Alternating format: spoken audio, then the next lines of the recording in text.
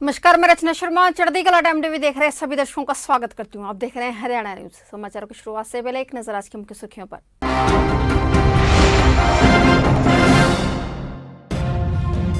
देश में स्वामित्व योजना की हुई शुरुआत। पीएम मोदी ने वीडियो कॉन्फ्रेंसिंग के जरिए किया उद्घाटन।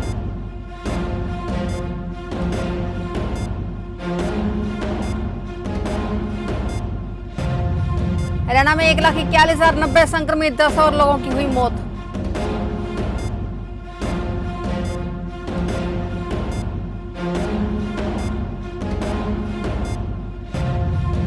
कपास के रेट कम मिलने से किसानों में रोष। किसानों ने लिखा मांग पत्र।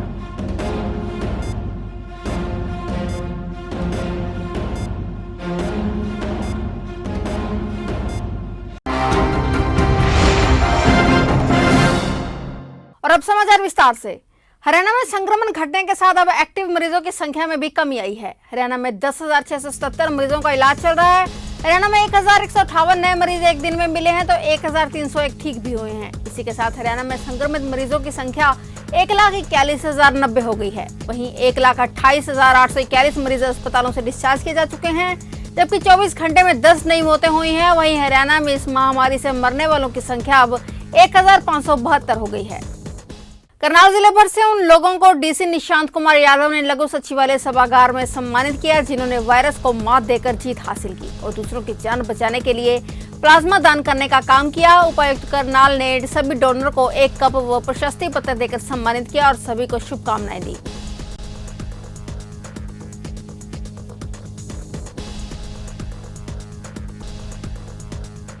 अभी तक चिंता की बात यह है कि पूरे हमारे जिले में सिर्फ 28 लोगों ने ही प्लाज्मा दिया है, जबकि हमारी एंटीसिपेशन है कि लगभग 6,500 लोग जो है वो ठीक होकर अपने घर जा चुके हैं। तो आज हमने जो हमारे प्लाज्मा डोनर्स थे उनको सम्मानित किया है, उनसे चर्चा की है और हम इसको मुहिम के तौर पे आगे लेकर के जाएंगे।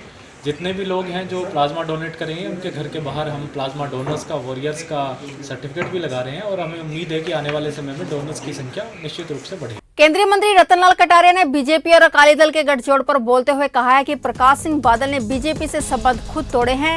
बीते लगभग कई वर्षों से बीजेपी और अकाली दल का समझौता रहा है। केंद्रीय मंत्री रतनलाल कटारिया ने कहा कि अब अकाली दल का समझौता टूटने के बाद बीजेपी पंजाब में खुद अपनी सरकार बनाएगी। देखिए, ऐसा है, हमारा और अकाली दल का पिछले 50-60 साल से समझौता चल रहा था। अब उन्होंने संबंध विच्छेद किया है, अपने आप किया है। हमने तो कुछ उनको कहा नहीं।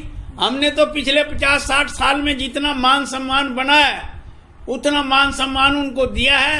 अब तो मैं ये कहूंगा, यार अब तेरी माला टूटी, राम भजन के नाम से छुट्टी। सारे दिन रात बादल बादल बादल बादल बादल बादल करते रहते थे। बड़ी मुश्किल से अब छुटकारा मिला। अब जो है ना, मैं कहा करता हूं कि अपना हुक्का अपनी मरोड़, पिया पिया नहीं दिया फोड़।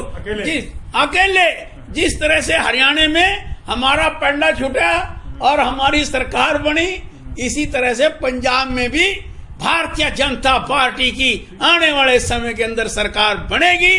ये हमारा निश्चित मत है।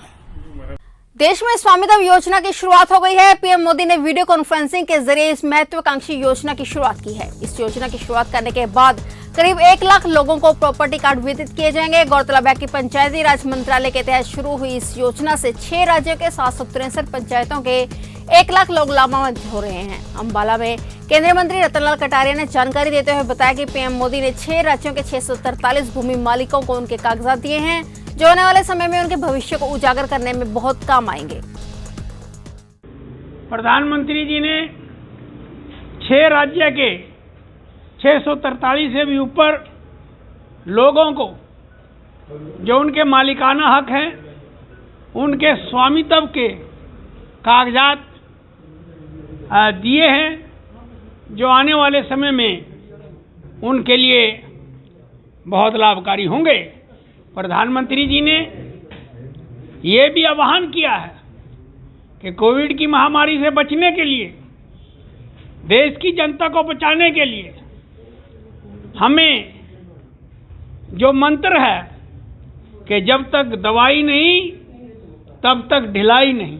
कलायत में खाद्य एवं आपूर्ति विभाग में सरकारी गोदाम से गेहूं की बोरियां चोरी होने का बड़ा मामला सामने आया है। बता दें कि शनिवार को एक कैंटर लगभग 145 बोरियां अनाज भरकर बिना गेट पास और अन्य दस्तावेजों के ले जा रहा था, जिसे प्रशासन ने सूचना के आधार पर पकड़ लिया है। एसडीएम की शिकायत पर पुलिस ने मामला दर्ज कर जांच शुरू कर दी है। आरोप है कि खाद्य एवं आपूर्ति विभाग में लगभग 2000 क्विंटल गेहूं के घोटाले को अंजाम दिया जा चुका है। पुलिस भी मौके पर चली गई थी, उसको टैंकर को यहाँ ले आए हैं, उसमें 145 कट्टे बताए और हमने FIR दर्ज कर ली है। इसमें 381, 409, 120 भी धारा ऐड कर दी और आगे की तफ्तीश में जो भी सामने आएगा, इसमें जो भी दोषी होगा उसको सजा। इसमें कितने लोगों के खिलाफ की गई है? अभी इसमें ड्राइवर मिला है और इसके अलावा जो भी इसमें शामिल होगा, कहाँ से ये माल आया और यहाँ क्यों आ रहा था, उनके पास कोई रसीद वगैरह नहीं है, तो जो भी इसमें ये तफ्तीश का मैटर है और इसको कार्रवाई करी जाएगी। कलायत की अनाज मंडी में सफेद सोने की आवक तेज हो गई है। निजी मिलों द्वारा अनाज मंडी में कपास की खरीदारी का कार्य किया जा रहा है, लेकिन कपास के रेट कम मिलने से किसानों में रोष देखने को मिला। किसानों ने कहा है कि एक तो सरकार द्वारा किसानों की फसल सरकारी रेट में खरीदने की घोषणा की गई है, मगर कलायत की अनाज मंडी में किसानों का सफेद सोने के MRP के तहत भाव नहीं मिल रहे हैं। किसानों ने कपास के सरकारी रेट को लेकर कलायत की मंडी में CCI द्वारा खरीद करने की मांग को मार्केट कमेटी सचिव सविता चौधरी को मांग पत्र लिखा है। भारतीय किसान यूनियन के प्रदेश अध्यक्ष रतन मान नीसिंग अनाज मंडी में पहुंचकर किसानों से रूबरू हुए और उन्होंने उनकी समस्याओं को सुना। उन्होंने कहा कि ई-पोर्टल को लगातार खोलकर रखना चाहिए ताकि किसानों को कोई परेशानी न आए। मान ने कहा कि किसानों को अब जागरूक होने की जरूरत है। वहीं इस दौरान उन्होंने सरकार पर मंडियों को लेकर हमला बोला। वहीं उन्होंने कहा कि 3 कानूनों को लेकर भारतीय किसान यूनियन 22 तारीख को किसान क्रांति यात्रा हर जिले में निकालेंगे। 3 कृषि कानूनों के विरोध में आम आदमी पार्टी के कार्यकर्ताओं ने किसानों के समर्थन में आज करनाल में मुख्यमंत्री के घर का घेराव किया। इस दौरान जब पुलिस ने उन्हें सीएम आवास तक नहीं जाने दिया तो आम आदमी पार्टी के कार्यकर्ताओं और पुलिस में जमकर धक्का-मुक्की हुई। कार्यकर्ताओं ने पुलिस द्वारा लगाए गए बैरिकेड को तोड़ दिया और अंदर घुसने की कोशिश की।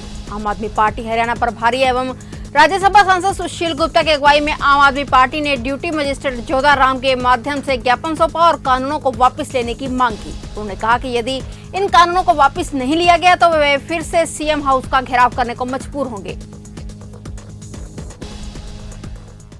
फिलहाल हरियाणा न्यूज में इतना ही। तब तक के लिए देखते रहिए चढ़ती कला टाइम टीवी और मुझे दीजिए इजाजत। धन्यवाद।